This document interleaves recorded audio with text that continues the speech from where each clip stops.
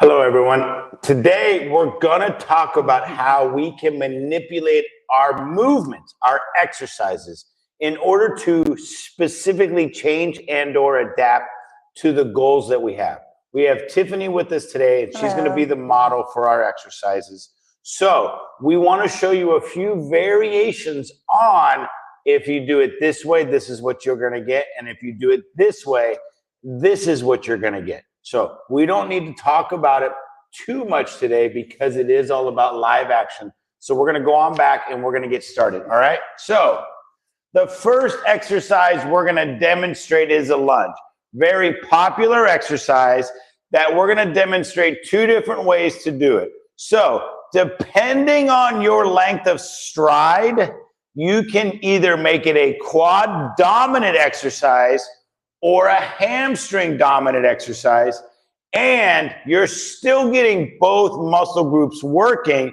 It's just a matter of what you're emphasizing. Some people want different things. We may want to work our hamstrings more. We may want to work our quads more.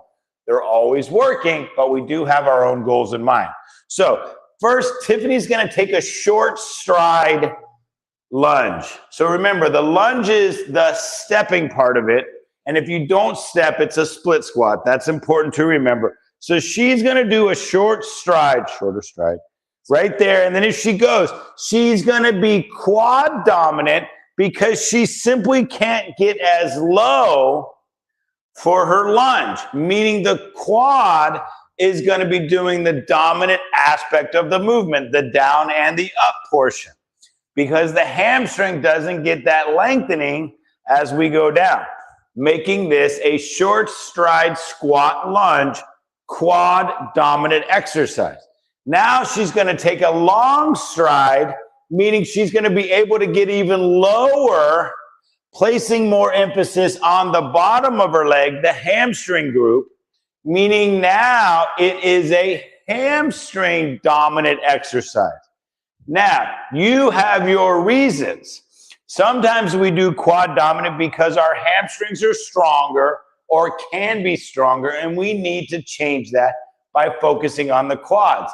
Sometimes the opposite is true, where maybe we hurt our hamstring previously and we really need to build up the strength of our hamstrings, so we can manipulate back and forth. Some days we'll do 2 lower body workouts in a week, so we'll do more quad emphasis, and then one day we'll do more hamstring emphasis. So if we did a longer stride emphasis on one day, meaning more hamstrings, we would then change it out the next time. We can do the same exercise and make it a short stride. Remember, a lot of times we have our kids doing the same exercises because we don't want to focus on teaching them too many things.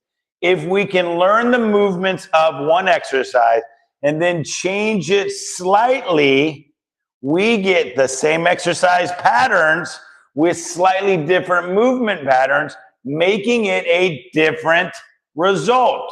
Small changes lead to big growth over time. All right? So next, Tiffany is going to do a push-up for us. So she's going to get into push-up position with a normal hands about shoulder width grip, or hand placement more specifically. She's going to go down as low as she feels comfortable. Notice how her elbows are out at about a 45-degree angle, making this mostly emphasis chest. If she places her hands a little bit closer in, now she's going to drive her elbow past her rib cage, more up against it, not so much a 45-degree angle, more of a 0 degree. So now we're emphasizing the back of the arm. The back of the arm, aka tricep muscle, at all times is working, just like the chest muscles are always all working. However, when she keeps her elbow in close to her rib, she's getting tricep emphasis. Tricep emphasis. Now, if she were to do the exact opposite and go extra wide, she's going to get less elbow movement, meaning the emphasis is on the shoulder aspect of the movement, meaning your pecs, your chest muscles. So now she's getting an extreme amount of chest muscle, And then if she even angles her elbow up a little bit more, she's actually working more clavicular portion, the up by the collarbone portion of the chest muscles. Okay, so you're good. Thanks. Very important to understand what your emphases are, what your goals are, and how you will manipulate your movement, aka your movement pattern. Your joint movement will determine the results your muscle will adapt to. It's very important for you to say, these are what I need to work on. This is how I'm going to work on it. We teach our people, focus on the movement and then slightly manipulate those movement patterns. Now we've mastered the movement, but we get to change it slightly so that we get the results I want. It's very important to understand. All right? Thank you very much. That's all that we have for today. I thank Tiffany for helping out with the nice visual demonstrations. It's always good to help see the movement so that we can start to master the movement. So thank you, Tiffany. You're welcome. All right. You guys take care. We'll be back for more. Remember, as always, subscribe and like. We're here to help.